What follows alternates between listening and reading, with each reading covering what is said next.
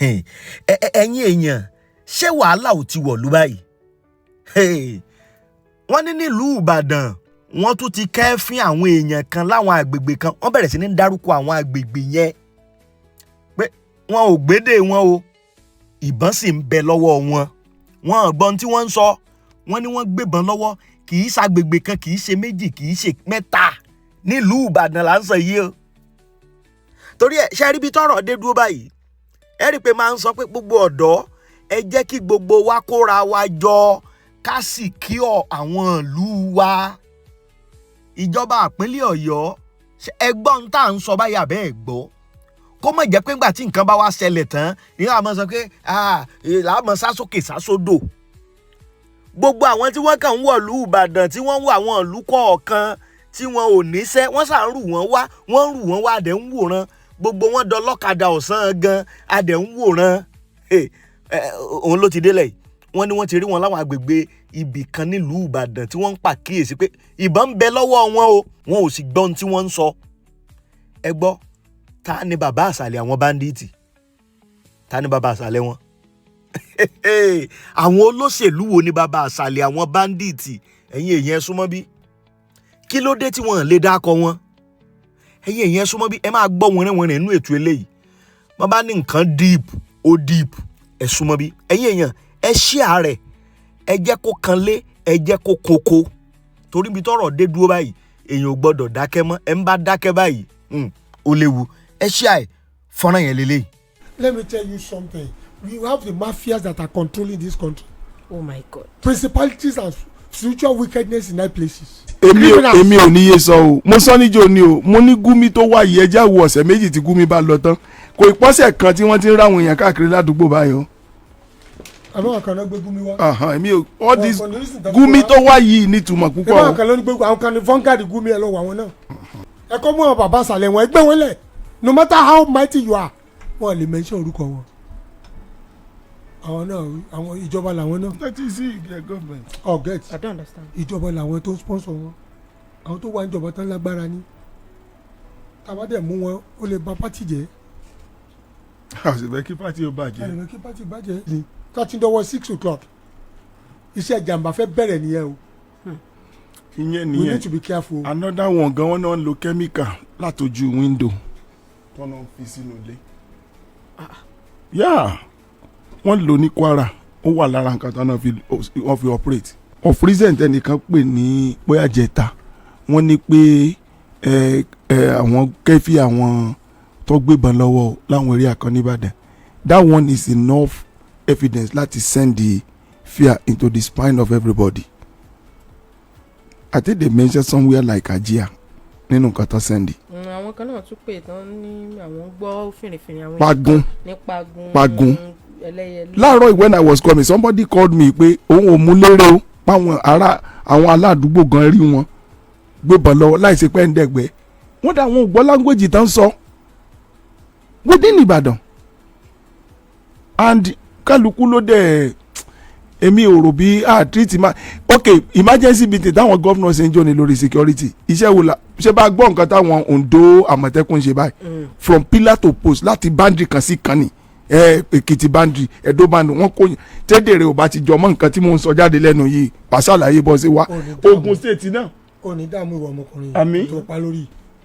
because Ogun State náà sọ sí bẹ́ẹ̀ bá wọlé ẹ lọ register Ondo àwọn Ondo ń ṣiṣẹ́ kí ló wá ṣe ti wá ń bí Ìbàdàn ò tí èmi ò tí rí gbèsè ó yẹ kí gómìnà ti gbé gbèsè báyìí lórí ọ̀rọ̀ gbogbo boundary báyìí. Bandits will not end as long as people come into Ibadan with trailers, loaded trailers with foreigners. As long as people have no business here, they are allowed to stay. Tẹ́ bá máa wọlé àṣà ti dárúkọ lónìí ó wà ń bẹ̀ yẹn náà. bọ́ọ̀lù Ìbàdàn ti fẹ́ safe. wọ́n jẹ́ pé trailer lọ́kàyé trailer tó máa gbà wọ́n kan tó máa gbòjọ́ kọjá lónìí táwọn yẹn máa kún orí ẹ̀ tí wọ́n bá àlùbọ́sà àtàtà àti mọ̀lú wọlé. àwọn géńdé ọlọ́run wọ́n ní permanent address. kò sí wọn dẹ̀ níṣẹ́ kan tó ń bọ̀ àṣe and they are camping them. igbó dẹ̀ igbó pọ̀ ń bàdàn bí gan. anyway bóyá interest ló dé fàṣà because a lot of people doesn't want wọn fẹ́ offend àwọn èèyàn àwọn alágbára. wọ́n dẹ̀ gbọ́dọ̀ offend báyìí because ẹ bá máa àwọn àdúgbò tó ń darúkọ pé àwọn tí ń kẹ́ bí àwọn yẹn ń sìn. and you know other people má jẹ́ ń sọ̀rọ̀. ṣé wọ́n ń dárúkọ. èmi ò lè fara àtàjọ ara lé mi. àwọn èèyàn ṣé báwọn èèyàn ń pè tán sọ pé àwọn kẹ́fì wọ́n bí bá àwọn kẹ́fì wọ́n bí báyìí gbogbo orun tán dẹ̀ ń kẹ́fì yẹn. fọ́ọ̀sì lẹ́kọ̀ọ́sẹ́ ni pé ẹ jẹ́ kí emergency kọ́kọ́ ẹ pé kó wà nobody no foreigner comes into town without a purpose. number two àwọn foreigner tó ti wà bí indigenization tí ò ṣe indigenous ó yẹ ká bẹ̀rẹ̀ sí forúkọlẹ̀ ká máa tẹ́kì. ẹgbẹ́ àwọn olùkọ́ lórílẹ̀‐èdè wa nàìjíríà NUT wọ́n lẹ́rù ń bà wọ́n ẹ̀mí àwọn olùkọ́ òde ẹ̀mí àwọn akẹ́kọ̀ọ́ òde pẹ̀lú bí nǹkan ti wá ń lọ yìí o ó ṣeé ṣe o káwo ní kí gbogbo àwọn olùkọ́ pátá kí wọ́n gbélé wọn kọ́ mọ́ lọ ilé ẹ̀kọ́ mọ́. nationwide. bẹ́ẹ̀ ni NUT ló ń dúnkòkò bẹ́ẹ̀ báwọn ó withdraw àwọn olùkọ́ kúrò ní àwọn yàrá àkàwé lórí ọ̀rọ̀ kọlù gbọmọgbọmọ yìí ó ti ń pọ̀ jù. sọ pé nàìjíríà ti fẹ́ di failed state nù. I don't understand. The entire secondary school all over Nigeria including primary school. ẹ̀rù ń bà wọ́n ni. so wọ́n á ní kí gbogbo àwọn teacher tó bá ti withdraw teacher ìtumọ̀ ẹni pé wọ́n ní àwọn. èèmù ń sọ ní pé tó bá ti lè gbé gbèsè yẹn so gbogbo teacher wà nulẹ̀ tí wọ́n bá dẹ̀ sí teacher kò sí student fẹ́ lọ sí school.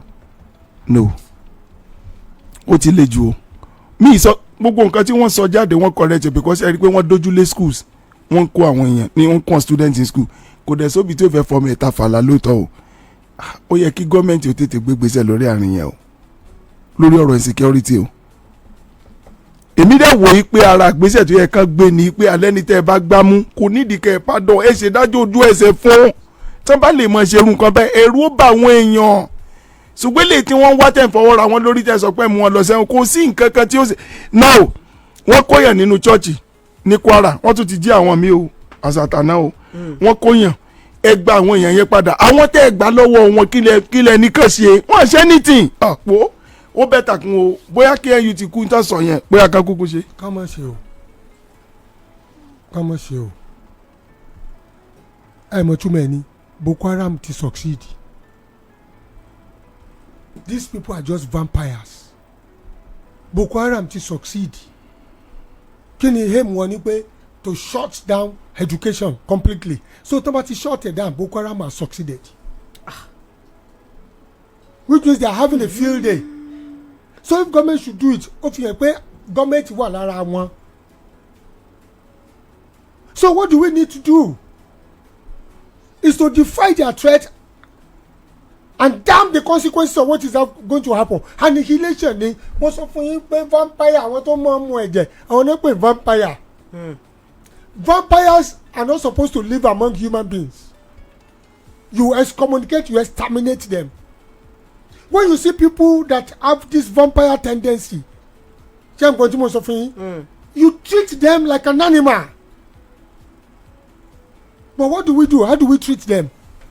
We treat them with kid clubs. Femi sọ ní ìsìn pé. ẹ túmọ̀ rẹ̀ lẹ. You see, Femi just told us that schools na fẹ́ tì yìí ṣé nǹkan tí mo sọ fún yín. And when he was saying ìjọba gangan lọ́wọ́ nu ní tó ń ṣẹlẹ̀ àwọn wo ni ìjọba. It's not that they are talking about the president or they are talking about anybody. They are talking about the institution of government. Within the institution of government to make government. Judiciary is part of government. Legislators are part of government. So what makes the government within the confines of government? Colonial and judiciary wọn ní 20 years. Wọ́n ti gbọ́ instruction pé ẹ fi wọ́n lẹ̀ ní o. Somebody must have called. Ìbáwọn kan ló pe àwọn tó wà ní Kẹ́bí tó pe àwọn military wípé kán kúrò níbi tó ti ń ṣọ́ àwọn ọmọ ní 1 a.m. Then they attack wọn ní 4 a.m. Somebody gave that order till now wọn ti sàn tó give on the order. ẹni tó give order yẹn kí ló dé tí wọn ò tí ì gbé ẹni yẹn dì sí. till now they have not spoken torí pé àwọn alágbára tó wà ń di ọ̀rọ̀ yìí ni. Let me tell you something, we have the mafias that are controlling this country. Oh my God. Principalities and spiritual wickedness in high places. Àwọn agbára ẹ̀mí òkùnkùn tó wà lójú ọ̀run gbogbo ọ̀nà they control their affairs. bó la ṣe wá fẹ́ kúrò nù bí ta wà. á gbé gbogbo ìhámọ́ra ọlọ́run wọ̀ ni ìhámọ́ra tá a fẹ́ gbé wọ̀ is to ensure number one àwọn tó represent wa if you don't have result don't come back home. ẹ kú déédéé wòye ọ ẹ̀yin èèyàn wa nílé orúkọ tèmi kò yí padà Godwin tí gbogbo ẹ̀yin èèyàn mọ̀ sí ìyá ìjẹ̀bú náà ni ní iléeṣẹ́ Godwin ìyá ìjẹ̀bú ewé àti egbò la fi ń gbé egbògi oríṣiríṣi jáde fún ìmúláradá àwọn èèyàn ìṣòro bíi arthritis ó kó oríṣiríṣi rheumatoid arthritis osteoarthritis sciatic arthritis bó ṣe ń ṣe nílé ìyàtọ̀ síra ẹlòmíì á máa nírora láti bàdí títí dẹ́sẹ̀ ẹlòmíì orúnkún ló ti máa nírora yìí ẹlòmíì orúnkún ẹ̀ á máa wú ẹlòmíì ọmọ ọwọ́ ẹ̀ ló máa wú kò ní lè fòdì ọmọ ọwọ́ ẹ̀ báyìí ẹlòmíì ọrùn ọwọ́ gbogbo ibi tó bá ti ń jẹ́ ríkèríkè nínú ara ló ti máa ń ṣe ni ẹlòmíì ò lè bẹ̀rẹ̀ mú nǹkan nílẹ̀ tàbí bẹ̀rẹ̀ kírun ìṣòro yìí tó bá ti dé ó ti dé náà nìyẹn ṣùgbọ́n ewé àti bò ó wà láti bá àbójútó nílé iṣẹ́ wa bákan náà ni àwọn èèyàn tó ní ìṣòro yìí tí à ń pè ní hepatitis oru inú ẹ̀dọ̀ ní hepatitis ìṣòro yìí tó bá ti dé bá ni ó lè fà kínú máa wú ó lè fà kójú máa yẹ́lò ó lè fà kára máa wó ni gbogbo ọ̀nà tó bá gbà dé ẹ yọjú sílé iṣẹ́ Godwin ìyá ìjẹ̀bú tàbí kẹ́kọ̀ọ́ sí wa lórí ẹ̀rọ ìbánisọ̀rọ̀ wa tó ń rò ní abẹ́ kìíní tí ẹ bá ṣọ́ra tí ìṣòro hepatitis bá pẹ́ ẹ mọ̀ pé oríṣiríṣi ìṣòro ló lè dé bá ẹ̀yà ara wa tí à ń pè ní liver èèyàn lè ní liver cirrhosis ó lè ní ìṣòro inú ẹ̀dọ̀ míì tó lè fa ìdààmú fún ẹ kàn sí iléeṣẹ́ Godwin bákan náà ni prostate enlargement yìí àwọn ọkùnrin ló máa ń sábà ní ọkùnrin tó lé láti ọmọ 40 ọdún lọ sókè ló máa ń ní prostate enlargement ó lè fà á kéèyàn máa tọ̀ léra wọn ó dẹ̀ lè fà á kélòmíì kò má rí tọ̀tọ̀ àmì méjì tó máa ń mú wá nìyẹn ẹlòmíì kò tó débi tó máa tọ̀ sí ìtọ̀ ìyá ti máa jábọ́ tó bá ń ṣe níbẹ̀ kàn sí iléeṣẹ́ Godwin ìyá ìjẹ̀bú bákan náà àwọn obìnrin míì náà lè máa tọ̀ léraléra ó jẹ́ pé ohun tó fa ìtọ̀ léraléra wọn bladder weakness ni àbí bladder infection àwọn míì kan tó débi tó máa tọ̀ sí ìtọ̀ ìyá ti máa jábọ́ kàn sí iléeṣẹ́ Godwin bákan náà ni àwọn ọkùnrin tó ní ìpèníjà nínú ilé tó jẹ́ pé nígbà tó yẹ kán ṣe ojúṣe wọn nínú ilé pépà náà máa ń kà ẹ gbé pépà sílẹ̀ ẹ ṣe ojúṣe yín bóyá ìtọ́ àti bó ṣe yẹ ẹ kàn sí iléeṣẹ́ Godwin ìyá ìjẹ̀bú bóyá weak erection lẹ́ni ni àbí premature ejaculation ẹ kàn sí wa ewé àti egbò wà láti bá yín tún ara yín yẹn ṣe oríṣiríṣi ìṣòro ló lè máa dà wá láàmú bí ìfúnpá gíga bí ṣúgà pọ̀ ẹlòmíì ara títa ni tí gbogbo ara máa ta tó lè jẹ́ damage nerves ẹ kàn sí iléeṣẹ́ wa ẹ̀rọ ìbánisọ̀rọ̀ wa ní 08033034777 08033034777 ẹ bá mi sọ̀rọ̀ lórí WhatsApp pẹ̀lú nọ́mbà yìí bóyá ẹ wà ní US ni ẹ wà ní Canada ni ẹ wà ní UK ni Germany ni wherever you are gbogbo ibẹ̀ ló gbogbo wa máa ń dé àlàáfíà lójú o. because we sent you mo tún pè ní mandate ni with the first state I swear gbogbo wọn pátápátá àtàwọn governors àti president gbogbo wọn is to protect lives and property. ètò tó jẹjẹ rẹ nìyẹn. jẹjẹrẹ ìgbà àwọn dàbò bẹ̀mí àti dúkìá wọn bẹ̀mí àti dúkìá ti ń ṣòfò wọn bí kò wọn kájú òṣùwọ̀n. nígbà táwọn yẹn sọ̀rọ̀ níbẹ̀ wọ́n ní ká fún wọn lówó tó pọ̀ ẹjọ́ sí wọn gbówó ni ìjọ òun náà bèèrè wọn pé kí wọ́n fi security vote ṣe. How many governors has come out to tell you what to do with their security votes? Are we secured with all security votes? You see, some people are bereft of ideas. Even want to Southwest, even want to try Thunder, Amotekun Sele with people, bless their memory. Akeredolu and the governor of Oyo State, that champion. They try to do their best, but their best is not enough because their best still needs to do more. Are you getting what I'm saying? So around school, to me, somebody close it down. I know Femi justify closing it down to our parents, but somebody close it down. What is an exhibition, an expression of fear. You're not getting it. It's an expression of fear. Ẹ̀rù ni. Ìgbà tí gọ́ọ̀mẹ̀ntì bá ti fẹ́ẹ̀lì láti ṣe nǹkan tí a kan ṣe.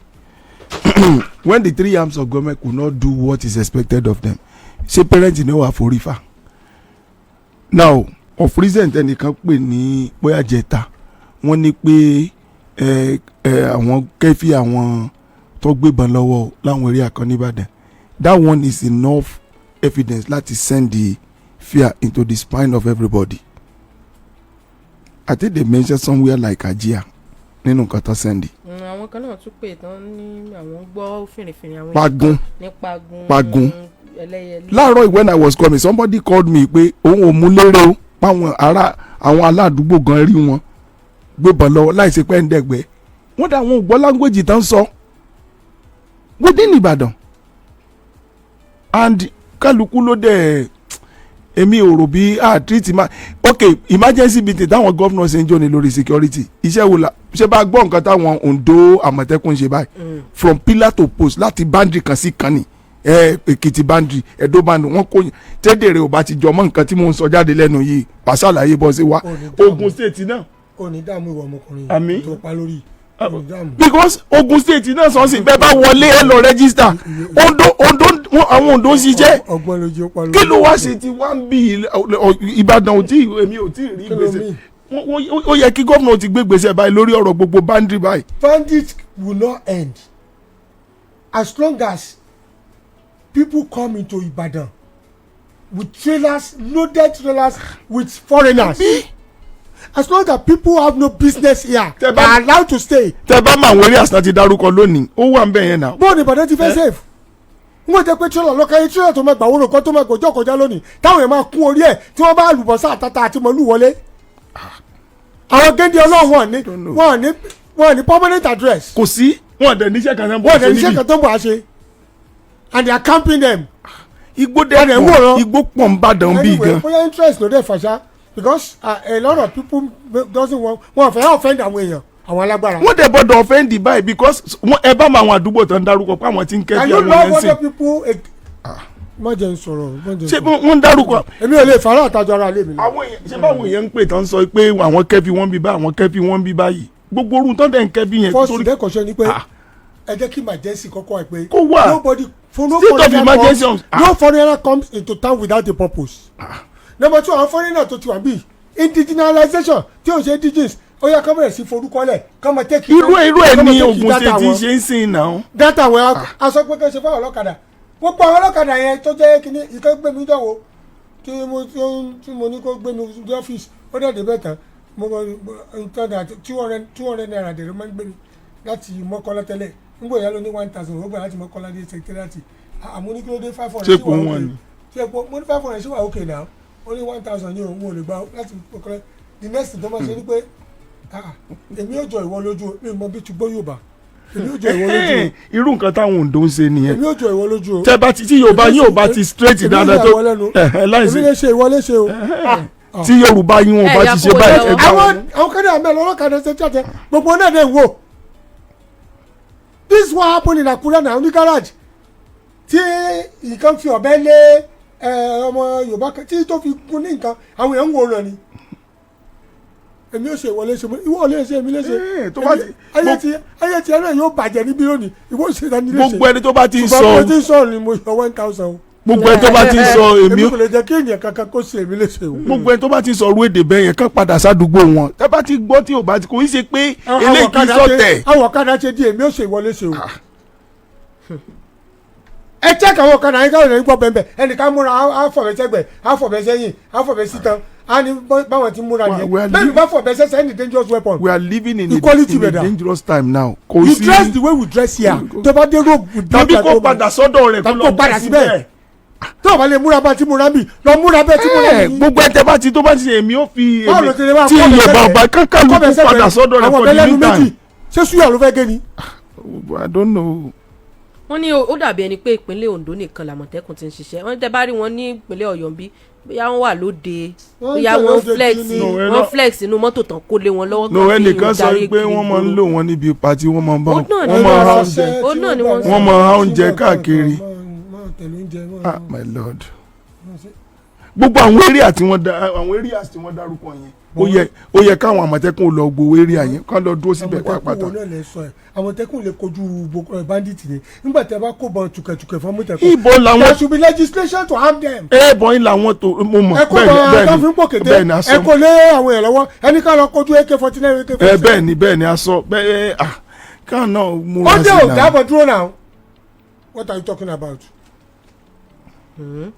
ó dé òdàbọ̀ ó dá ballistic missile dúró dàbọ̀ kàkàkàkà dúró ẹ wá kó bọ̀ tó fi ń pè kété tó fi ń pè tu ẹ wá. do irú nǹkan tí federal government tó sọ pé wọ́n máa ṣe security surveillance tí wọ́n fáwọn air force officers sìn láti máa kóńbù forest ara ọ̀nà tó tún lè gba help wà nìyẹn state yẹn kan ní drone káwọn náà máa lọ káàkiri ọmọ kan security kìíní. wọ́n lọ yá àwọn kan yá náà I don't know.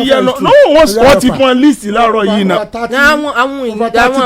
àwọn aráàlú ni wọ́n kàn wọ́n sọ oríṣiríṣi pé àwọn rí àwọn èèyàn káàkiri. wọ́n rí wọn àlẹ́ táwọn aráàlú bá ti rí gọ́ọ̀mẹ̀ntì gbọ́dọ̀ gbé nọ́mbà emergency number síta. that is it tí wọ́n lè pè.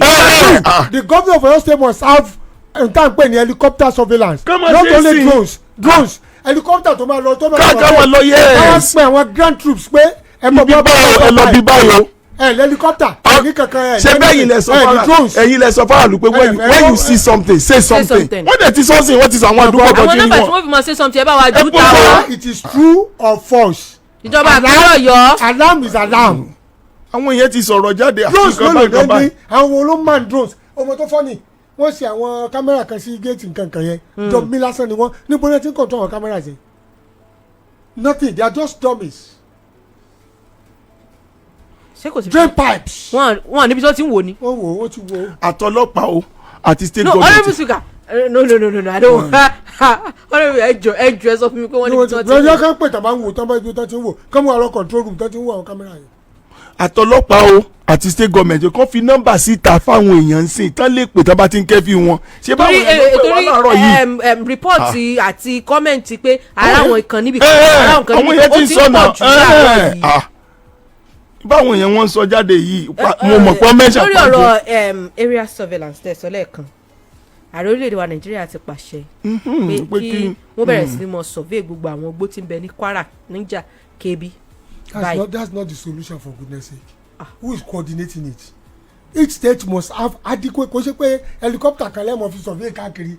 Each state must be able to be well equipped pẹ̀lú drones àti surveillance helicopters not helicopter kan. Gbogbo security vote kí ló fi ṣe ẹnà lórí infrastructures ẹnà lórí technology ẹni control room 24/7 tí o ṣe àwọn alábọ̀dé lẹ́gbẹ̀ẹ́ bẹ́ẹ̀ àwọn sympathizers Boko Haram sympathizers. So let each state now begin their security apparatus, put it on ground. Àwọn kó trailer wọlé báyìí àwọn kan wà bá pẹ̀lú rodo àwọn 50 ó wà ní mọ́tò rodo wọ́n dẹ̀ kó wọlé wọ́n dẹ̀ mọ́já wọn lẹ̀ àwọn kó tẹ̀lé mọ́ lu àwọn mọ́já wọn lẹ̀ àwọn kó tẹ̀lé alùbọ́sà àwọn mọ́já wọn lẹ̀ and you know ask wọ́n dẹ̀ kó ọ̀kadà sára mọ́tò ẹ̀ báyìí wọ́n kó ọ̀kadà sára ẹ̀ báyìí. wọ́n dẹ̀ bí ní àwọn kan ní ó rọ̀ ọ̀kadà fún wọn tí wọ́n bẹ̀rẹ̀ sí gọ́ ọ̀kadà kiri wọ́n dẹ̀ àwọn ọmọ ogun wọn ọmọ ogun wọ́n fi ń sọ fún gbogbo kiri àánú wa ń ṣe wá o. kò yẹ kó jẹ́ Kwara kìíní nìkan. ẹgbẹ́dá yà taking control ẹgbẹ́dá taking control fún olóòlì ẹ. wọ́n ti gba gbogbo bẹ́ẹ̀ o. ẹgbẹ́ lẹ́yìn tẹ̀sẹ̀ gbé. wọ́n ti gba gbogbo bẹ́ẹ̀ o. wọ́n gbẹ̀gbẹ̀ lẹ́yìn. bó ní wọn ò gbà tán àwọn eré àwọn ò ti fẹ́ mẹ́sẹ̀ tán bá dán sí i wọ́n sọ débi there is a place called Arapaja. jọ́tí mo lọ ilé ọtọ́ ní wàá lọ jésù mi ní àti kọ́ra àdìlẹ̀ ẹ̀ bá pẹ̀lú sí. kọ́ jẹ́ kí gọ́ọ̀mẹ̀ntì ò jẹ́ tètè gbé ibì kan wà tán ní wọ́n ń pè l'Arapaja tí wọ́n sọ pé wọ́n rí àwọn èèyàn níbi uncompleted building pẹ̀lú ìbọn tí wọ́n ṣe meeting láìsọ dẹ̀. wọ́n gbà wọ́n ni. wọ́n gbà wọ́n mèdè wọ́n gbédè wọn náà. wọ́n gbà wọ́n lọ́dẹ̀ ń bẹ̀. no àwọn ará àdúgbò landlord lórí wọn náà. àwọn ará àdúgbò bẹ̀. yeah. I think the commander-in-chief of armed forces must come out with firm statements. Anybody go against terrorists and annihilate them. That's it. It's our Trump wants on here. Annihilate terrorists. No matter where they come from. ẹ mú wọn balẹ̀. Sọ pé ká annihilate Fulani ẹnìkan annihilate Yorùbá ẹnìkan annihilate Igbo. Ǹjẹ́ sọ ni pé annihilate exterminate criminals. èmi ò níye sọ o mo sọ níjó ni o mo ní Gumi tó wá yìí ẹjẹ́ wo ọ̀sẹ̀ méjì tí Gumi bá lọ tán kò ìpọ́sẹ̀ kan tí wọ́n ti ń ráwọn èèyàn káàkiri ládùúgbò báyìí o. àwọn kan náà gbé Gumi wá. èmi ò all this Gumi tó wá yìí nítumọ̀ púpọ̀ o. àwọn kan ló ń gbé àwọn kan ní fọ́nkàdì Gumi ẹ̀ lọ́wọ́ àwọn náà. ìjọba ìpínlẹ̀ Ọ̀yọ́ ló gbé Gumi wá. wọ́n nílò láti bá a ṣe nǹkan báyìí ni. kàn gbé nọ́mbà jáde. ìjọba ìpínlẹ̀ Ọ̀yọ́. láìláì ìjọba ní ìpínlẹ̀ Ọ̀yọ́ lè dẹ̀rú yẹn wò. à ń pè wọ́n ní báyìí. ní báyìí o kàn release nọ́mbà táwọn èèyàn lè pè sí àwọn èèyàn ń rí ọ̀pọ̀lọpọ̀ ń gbòòrò. àwọn rí àwọn èèyàn kan àwọn rá wọn kan bì kan àwọn rá wọn kan bì kan ẹ tètè bá wa ṣiṣẹ́ lórí àti pé kí wọn ó gbé ojú òpó kan jáde tàbí àwọn ikọ̀ elétò ààbò kan jáde pé ẹ̀yin ẹ wà fún eléyìí primary assembly tí ká fẹ́ fún ilé o tọ́ba ti ní wọ́n rí àwọn èèyàn kan bì kan ẹ lọ bẹ̀ kẹ́ ẹ lọ wádìí wò kí ibo náà ti ń bọ̀ tàná wá wá. alákíá ní airport bẹ́ẹ̀ nígbà tí fúlàní kan bá rẹ́ǹtì lé wọ́n ní láti rẹ́ǹtì lé o yẹn méjì tó ti di yẹn mẹ́wàá tó di yẹn 15 nulẹ̀ tẹ́yìn aládùúgbò dẹ́ ń wòran tó bá jẹ́ẹ̀dẹ̀ sọ fọ́ọ̀dù yẹn ti sí kò dẹ̀ kó rí bẹ́ẹ̀. Nígbà táwọn abẹ́rẹ́ ṣé bẹ́ẹ̀ nìkan ló gba nínú wọn yìí. pẹ̀lú àwọn ọmọ yín ládùúgbò tó ń dì pẹ̀lú gbọ́n. I'm not saying they should not rent, they have the right to live anywhere. Kí ni wàá ṣe wọ́n sá níṣẹ́ kan tán ṣàbíyàn kan déédéé gba lé ni tó bá ṣe pé àwọn tí láwí ló ń kówó lé ẹ lọ́gbẹ́ lọ́mọ rẹ́ǹtì lé ẹmọ gbárin wọn kọ́ ẹni tẹ́ jí làárọ̀ kò ṣàgbàfọ̀ kò lóko kò lọ́n kankan wọ́n sì ń sanwó wọ́n dẹ̀ rẹ́ǹtì lé wọ́n dẹ̀ jókòó síbẹ̀ kẹ́kọ̀ọ́ béèrè kí lálọ́gán béèrè iṣẹ́ wo lọ ń ṣe kọ̀ọ̀kan ní déédéé fún ọ nílé tó bá ṣe pé àwọn tá a ná sponsor wọn náà wọn kówó lé ẹ lọ́gbẹ́ lọ́mọ rẹ́ǹtì lé ńkọ́. lórí ọ̀rọ̀ annihilation ẹ lọ́mọ rẹ́ǹtì lé kiri. honourable speaker lórí ọ̀rọ̀ pé kán mú wọn balẹ̀ ṣebí kán mú wọn balẹ̀ náà ni annihilation yẹn wọ́n ní iléeṣẹ́ ààrẹ sọ̀rọ̀ wọ́n láwọn ò kàn lè lọ ju àdó olóró abúgbàmù síbi tí àwọn agbésùmọ̀mí yẹn wà wọ́n níṣẹ́ rí presently àwọn tí wọ́n ṣe ọṣẹ́ ní kòpẹ́kòpẹ́ yìí àwọn elétò ààbò ti mọ̀bí tán wà wọ́n mọ̀bí tán wà ṣùgbọ́n àwọn èèyàn kan wà lákàtà wọn àwọn civilian wà lọ́dọ̀ wọn tí wọ́n lọ bá. ẹ̀dọ̀ nínú ọ̀rọ̀ tẹ́nìyẹn sọ ọ̀rọ̀ ọpọlọ wo ló wà ń bẹ báyìí. ọ̀rọ̀ ọpọlọ wà ń bẹ. no ibi tí ẹja wo statement civilian wà ń bẹ nítorí àlejò àdó olóró. conscious of complete truthfulness. My goodness. when making carefully constructed lies. wọ́n mọ òtítọ́ ṣùgbọ́n wọ́n pa irọ́ tó lágbára láti bo òtítọ́. àwọn tó kó yẹn lẹ́nu ọjọ́ mẹ́ta ẹ̀yìn mọ̀ wọ́n. fully aware of the identities and locations of the then what have you done about responsible it? for recent mass abduction. But kí náà ṣe ń gbà tẹ́lẹ̀ mọ̀ wọ́n. wọ́n ní risk okay their operations were often constrained by the risk of collateral damage to civilians being held by the bandits. ṣe bí front page paper ti gbé lára ẹ̀kọ́ tó ti kọ́ àwọn kan. ẹni collateral náà ẹ fẹ́ ṣe wọ́n dẹ̀ tún jáde mọ́ wọn ló ń kọ́ àwọn èèyàn. ẹ̀sìn fẹ́ ṣe collateral and damage. you cannot even operate them. jẹ́ sọ nǹkan fún ẹ my dear. sorry the issue of security. báwo la ṣe lè understand the tán sọ yìí. èyí ni mo fi ní sọpọ lọ́wọ́ mo àmbẹ. tẹ́ sọ̀rọ̀ o mo tẹ́ sọ ní pé àwọn kan wà lákàtà wọn wọn sì bẹ̀rẹ̀ dèjà láì fún wọn. so wọ́n fún wọn lẹ́kàn tó mọ padà àgbòrò wa kó yàn sí. nígbà wo lèèyàn ní sí lọ́dọ̀ wọn ní gùd ìgbà wo lèèyàn ní sí lọ́dọ̀ wọn. pé àwọn tó mú yẹn wọn ní fẹ́ kí láì fún wọn dèjà àwọn yẹn náà lò wọn shield ni human shield ló pé. wọ́n fi shield ni human shield nílé ìyìnbọn ẹ̀ nílé ìṣe kankan.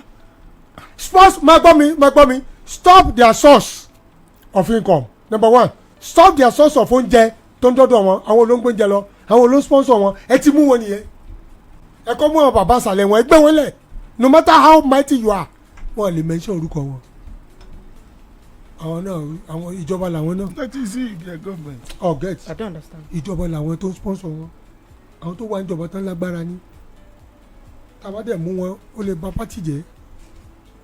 àṣìbẹ́ kí pátì ó bàjẹ́. àṣìbẹ́ kí pátì bàjẹ́.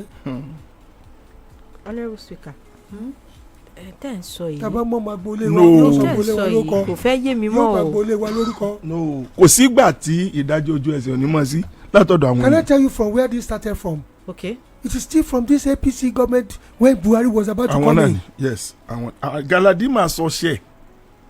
Have you ever forgotten what happened in southern Kaduna? Ṣé ti gbàgbé tó in southern Kaduna? Kí lè sọ yín náà? Ẹ ti gbọ́ àwọn statements táwọn kan make ni. Ṣé òun ló wá. Àmọ́ ìta ṣáà kì í anyway kò sí tọ́wọ́. honourable speaker ṣé òun ló ṣì wà sún wa débi tá a wà ní. Òun ló sún síwájú ni it keeps on going more and more. When you have empowered people tẹ́wọ́ ti empower àwọn èèyàn tẹ́tí ró wọn lágbára láti mọ iṣẹ́ ibi wọ́n wà dàgbà nínú ibi wọ́n wà do níbi wọ́n di aṣebi wọ́n di oníbi torí pé tí wọ́n lágbára láti ṣe bi wọ́n wà húyẹ́ they became monsters kò yé ọ ni wọ́n pretend yẹn kò yé ọ. honourable speaker ẹnìkan sọ fi kọfí fẹmi wọn bá yín wọn ní ẹjá fi gómìnà wà pẹ̀lẹ́ Ọ̀yọ́ lẹ́nà o bá mi dá padà sísàlẹ̀ jẹ́ nǹkan dáadáa abeg leave our governor alone those people calling you in Ibadan may be sponsored by the politicians let Oga secure Wadata house first even the man Arapaja whose area is one of the areas mentioned has put on Abeti Aja to Abuja. I don't understand. no ẹni yẹn ṣeré ẹni yẹn gbọ́dọ̀ ṣiṣẹ́ pẹ̀lú baba salari ó ṣeré ẹni yẹn ṣeré ni. aláwàdà ni wọ́n ṣeré ni. mo fẹ́ sọ̀rọ̀ directly sáwọn governors wa they need to do much more they need to be ruthless in the fight against Boko Haram. Are you getting what I'm saying? Ìjẹ́ last week tí mò ń bọ̀ láti Ìlàjì ní around 7 o'clock Fẹ́mi mo gba circular road ṣé o ń gbọ́ tí mo sọ màálù náà fi block ojú ọ̀nà ní 7 o'clock wọ́n ti fi màálù block ojú ọ̀nà tí mò ń gbà bọ̀ àyà mi wá lù kìkìkìkì náà wọ́n tanná sí mi bẹ́ẹ̀ kí n dúró fortunately for me before kí n tó débẹ̀ there was a break in the middle of the road tí mo lè ti bọ́ sí the other lane mo kàn yà sí the other lane mo fẹ́rẹ́ gé ni. I don't know whether they are bandits or whatever but bọ́ọ̀lù tí ma fi màálù block ojú títì táwọn ọmọ ìtaná pé kémi dúró. àṣà tó bá ti fi màálù block bẹ́ẹ̀ tó dúró ẹ bá ti rí màálù kò fẹ́rẹ́ gé ni o. bẹ́ẹ̀ni bá ti rí màálù tó block títì káwọn sọ fún ẹ pé kó dúró fẹ́rẹ́ gé ni o. ọmọ kékeré ní ojú kan dúró títí tí ó mọ̀ ní dúró àwọn àgbàlagbà ń bẹ lábẹ́ màálù o. bẹ́ẹ̀ni. this is serious. òtọ́ mo sọ go to circular road now ìgbẹ́ màálù tẹ̀ ti bàjẹ́ tẹ̀tẹ̀ tọ́tọ̀ ìtọ́sẹ̀ ṣe alẹ́ báyìí wọ́n máa fi block ojú títì ní tó ti dọwọ́ 6 o'clock iṣẹ́ ìjàmbá fẹ́ bẹ̀rẹ̀ nìyẹn o. ìyẹn we need to be careful. another one gan wọn náà ń lo chemical látọjú window tọ́nà fi sínú ilé. yáà wọ́n lò ní Kwara ó wà lára nǹkan tọ́nà wọ́n fi operate. 24 kidnapped KB school girls regain freedom. 24 out of. wọ́n ti rí àwọn ẹ mọ̀ pé àwọn kan wọ́n ní àwọn kan wọ́n ti rí àwọn kan kó padà. tẹ́lẹ̀ the last 24 wà ní. wọ́n tún gba 24. tó dà pé 25 gan ni gbogbo àwọn tí. wọ́n fi wọ́n negotiate náà ni. wọ́n fi wọ́n negotiate ní irú tí mò ń sọ. wọ́n ní non-kinetic. negotiation nìyẹn negotiation nìyẹn kó dẹ̀ síbi yẹn ti negotiate. which means terrorist àwọn ènìyàn owó wá jáde láti ibi tí ti wọ́n tó lọ fi rà bọ́ ni. that is it. So for how long are we going to continue in that kind of spirit? owó tẹ fún ọyàn fún lọ fi rà bọ́ ni. non-kinetic mean negotiate a compromise. ti Kwara wọn kò gba àwọn ará ṣọ́ọ̀ṣì lẹ̀ kí lè ṣe fún àwọn doctor. wọ́n jẹ́ kọ́ọ̀tì ní ọ̀nànúgà ni pé kí lè ṣe fún àwọn doctor. ọ̀nànúgà ṣé Sunday Dare kan ló ń sọ̀rọ̀ láàárọ̀ tó ní non-kinetic làwọn lò Bẹ́ẹ̀. pé àṣegé ẹ ṣeun ṣẹ́ni ẹ̀rọ Lai Muhammed ti lọ ilé ẹja sọ Truth Muhammed ṣẹ́gẹ́tẹ̀ nǹkan tó ń ṣẹlẹ̀ lọ́wọ́ ni pé tẹ́ bá ti lé non-kinetic negotiate tẹ́ bá dẹ̀ ti compromise ó wà ń bẹ̀ ẹ̀yẹn mú iye wá àwa náà fi iye báyìí sílẹ̀ that's all wọ́n kọ́ àwọn èèyàn sílẹ̀ wọ́n náwó for how long tí kò ní wọ́n ti negotiate pẹ̀lú terrorist. the use of a non-kinetic approach which typically involves dialogue negotiation and confidence building measures rather than military force. ẹ ṣe bí Sunday Dare ló sọ wọn dẹ̀ tí ìdógbò mọ̀ sọ. negotiation is about money that we exchange hands negotiation yẹn and tó bá dẹ̀ gbọ́ negotiation ẹ ṣe lè fún wa káà náà ṣe lè fún yín ìgbà fúnrají ní jẹ́ fún gbàfúngbàdà it's true non-kinetic man that sometimes for release and not the rest of that. ṣùgbọ́n nírú situation tá a wà yìí. ẹ ṣe ṣe bàrà méjèèjì náà wọ́n á lò but do we appropriate it to the best interest. no ẹ dúró. ẹ gbọ́n náà ẹ tẹ̀lé nìkan lọ sí ibi tó ti dá àwọn ọmọ lẹ̀. ẹ jọ kí ni ìtumọ̀ BVN kí ni ìtumọ̀ NIN kí ni ìtumọ̀ sim kàtàní tó fi ṣe TikTok tó fi ṣe Facebook tí Facebook tí ò lè trace ibi tó wà. wo jẹ́ sọ̀rọ̀. táwọn bá ti fi ṣe TikTok wọ́n fi ṣe live. ìyẹn tiẹ̀ dúró àwọn tẹ́ ẹ lọ bá tẹ́ sọ pé non-kinetic method lẹ́lò good ṣe bá jókòó pẹ̀lú yín ẹjọ́ negotiate àwọn Gumi the likes of Gumi láti no àwọn náà ni láti good in that case irú ẹni tó wá ń sọ̀rọ̀ on behalf of the terrorists ẹni yẹn gẹ́gẹ́ yẹ kẹ́ apprehend yẹ. wọn lè mú tó bá mú wọn ó ṣe àwọn yẹn léṣe. wọ́n á ṣe àwọn wo léṣe. wọ́n ṣe àwọn tá a mú sọ́dọ̀ léṣe. ọ̀nà pè náà kinetic. bóyá mo mọ̀ I understand bóyá kájọ mọ̀ fọwọ́ ra lórí lọ bẹ́ẹ̀ yẹn ẹja mọ̀ fọwọ́ ra lórí lọ bẹ́ẹ̀ ó dà pé bọ́ọ̀lù ọ̀sẹ̀ la continue Nàìjíríà nìyẹn I think it's alright. kí ló right. alright nígbà tí ẹ sọ pé àwọn èèyàn wọ́n wá bá yín sọ̀rọ̀ lórí pé iná mo gbà pé wọ́n lè mú wọn báyìí. ways to go about it. no ẹ máa gbọ́ sẹ́yìn pé wọ́n lè mú wọn ẹ kú já continue bá àti ọ̀pẹ tó bá ti jẹ́ lómi ìgbé bá ìjọba lọ negotiate wọ́n àjọ sọ̀rọ̀ bá a sì máa mọ̀ tó lọ Nàìjíríà mo mọ̀ pé ìjọ kan lálá olú tó ṣe pé nǹkan ò ní wọ́n ní mọ́ tí ń ṣẹlẹ̀ mọ́ bọ̀ èmi mọ̀ pé ẹni tó jáde wá tó wá bá yín sọ̀rọ̀ òun gangan wà lára àwọn tí wọ́n jọ pé owó tẹ̀ kó lọ síbẹ̀ òun gangan fúnra ẹ̀ terrorist ni ẹni tó jáde wá láti. ẹni tó wá bá wọn negotiate gan terrorist. terrorist ni fẹ́mi máa gbọ́ non-kinetic I know pé wọ́n lọ negotiate. terrorist ni ní tó fi wá negotiate ojú pé sorry o bó o láti fẹ́ gba àwọn èèyàn tó wà nílẹ̀. mo understand it. oní okòwò lọ oní okòwò negotiation nígbà fúnrají gbà fún èmi mọ̀ tẹ́ sọ àní èlò kọ́pọ̀ wọ́n ti rí wa bẹ́ẹ̀ exactly ibi tí mo lọ nìyẹn èmi wá sọ pé trend yẹn èmi wá sọ pé trend yẹn ó mọ̀ continue bẹ́ẹ̀ yẹn ó ti tán yóò kàn jẹ́ jámọ̀ pé àmọ̀ fomi lò lọ bá Nàìjíríà nìyẹn àmọ̀ fomi lò àdó so that's the only guinea now. olóyè judiciary olóyè ní executive olóyè láàrin legislators táwọn ti wá mú yín àwọn iná wọn sọ pé ó yá àwọn tá a mú ẹja lọ dá wọn lẹ́jọ́ àwọn tó bá dé dá lẹ́jọ́ wọn ẹja fún 20 years after 1 year wọn náà ti repent. So are we not going to continue in that trend bá a ṣe máa bá a lọ nìyẹn náà kó ti tán bá a ṣe pé àti débì kan Nàìjíríà bí o ṣe máa continue. ṣáà ní dúpẹ́ àwọn ọmọ tí wọ́n tọ́lọ̀ ní koríko yọ yìí.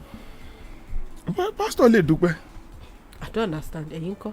lọ́wọ́ pé wọ́n kó wọn yẹn tó ìkọ́ níbí. Ọlọ́run ṣeun pé wọ́n rà wọ́n. wọ́n tún ti sàmì ó ní ìnà wọ́n tún ti sàmì. Olúwa ṣe pé àwọn parents wọn ní release. wọ́n lọ́lọ́ àwọn dúpẹ́ ní Olúwa ṣe pé ẹ̀mí ọ̀bọ.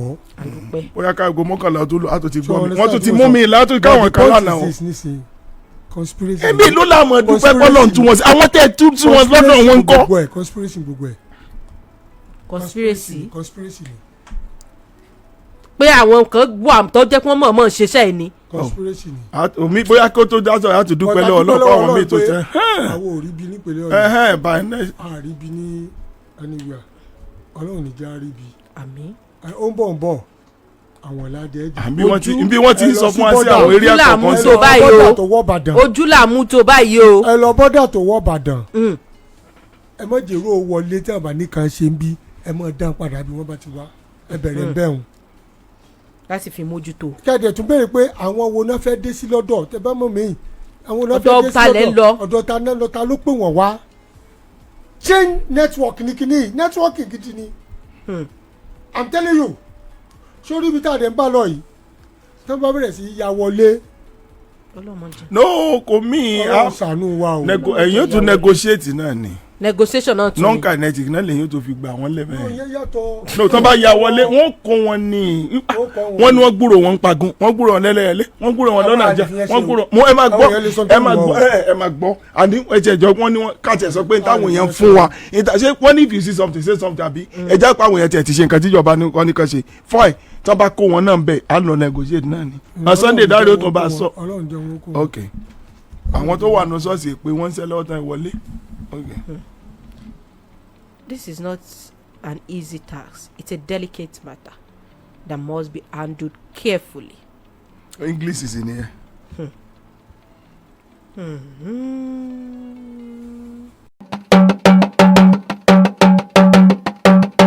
Araba TV, ojú wa tó lé, ojú wa tó kó.